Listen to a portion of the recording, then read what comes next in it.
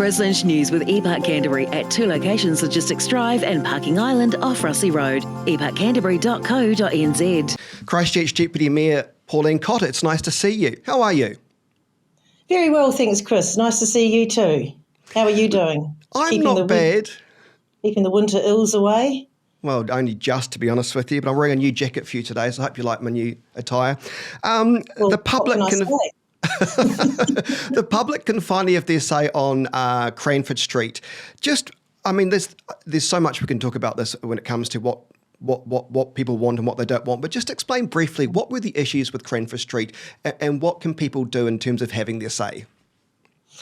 Well, the issues go way back because basically, as you know, a motorway has come through to QE2 Drive and then it's offloading basically through the extension and down into Cranford Street and right through the Edgware Village and the community of St Albans. However, that's happened, so we can't go back. And there was very little choice actually of another, option to bring the motorway, the traffic through. Currently, there is a bus. Was it freeway going through, and that's been on a trial. So the consultation now is whether to continue with that bus lane that's in peak time, or do we turn that bus lane into a peak time T2, which means, 2 or more people in the car or vehicle, or do we turn that bus lane into a clearway during peak time? So those are the 3 options. So do we continue with the status quo or opt for one of the other alternative options? So that's basically it. And that's out for consultation now. Cool. So people can have their say or make a submission just by simply going to the council website?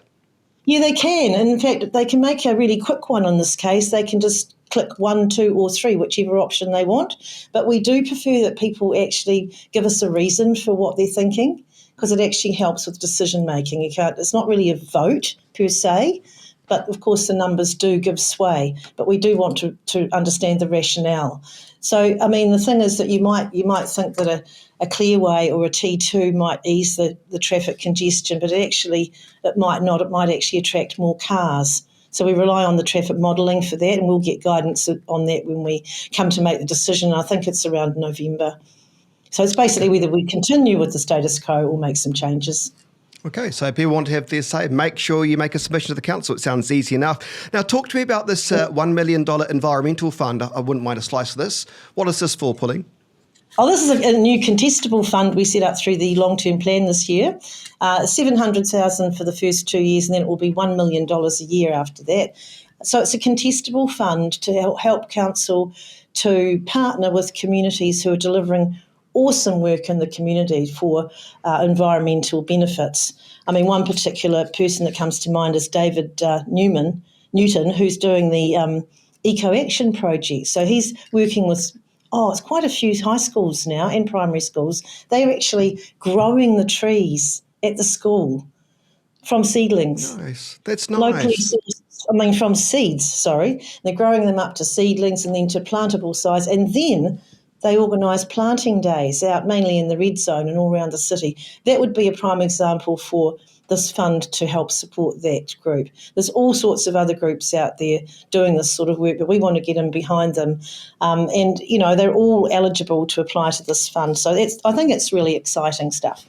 I love it. I remember those good old days of Burwood Primary School and doing exactly the same thing, and it really gets you into nature. And that's what we need, more kids out and about in nature and get them off their phones, he says, as he looks at his phone. We do. And the other thing is here's a little interesting fact, that in 23-24, the volunteer hours in the parks were 100,000 hours. Wow. Isn't that incredible? In 1 year in Christchurch.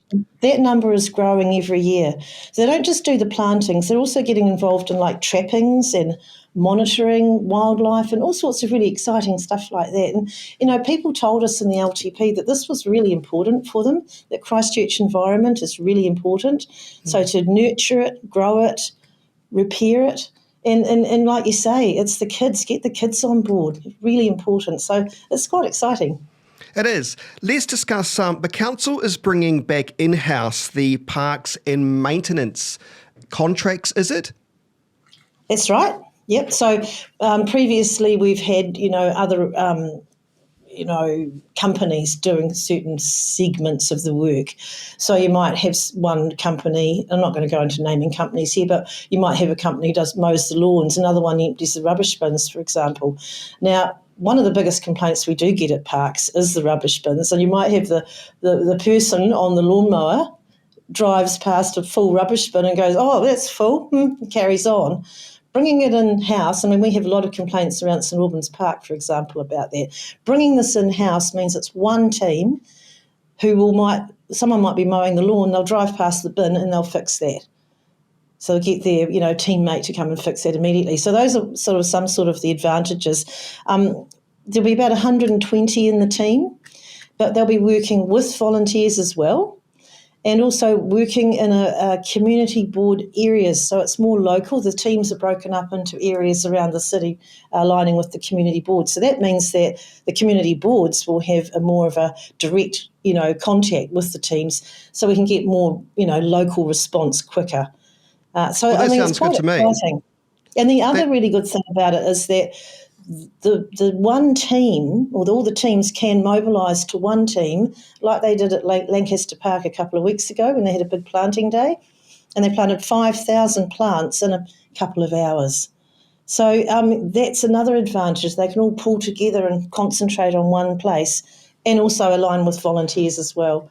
So it's really cool. That is cool, and obviously it probably means that, hopefully, fingers crossed, times will speed up when we do need help. Although I've got to say, I've had to use the council hotline for various issues, and the people have been amazing on the end of the phone, and they've been quick, smart. I can't speak highly enough of them. Hey, Chris, we're really trying there. But if I can just say, this is a new system.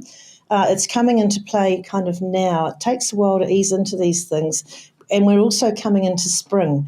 So ask people to be a little bit tolerant, let this thing bed in, and it will bed in over time and show improvements. The other thing we're doing here too is electrifying a lot of the machinery. So the vehicles, the mowers, everything like that is we're electrifying it to help with our climate goals. So yeah, plus. Good stuff. Your call centre staff are wonderful. They really are. Hey, just finally some positive news. Dogs up for adoption at the Christchurch City Council shelter. People are listening to or heeding the call and picking up some of the delightful animals I see on the Facebook page there. Yeah, isn't it lovely? Particularly there was a story about Bindi, the little dog that had been there for 12 weeks. Poor little soul. And apparently she was very happily homed into a family who have reported back and said it's like Bindi has lived with us forever. And isn't that amazing? It's just a perfect fit.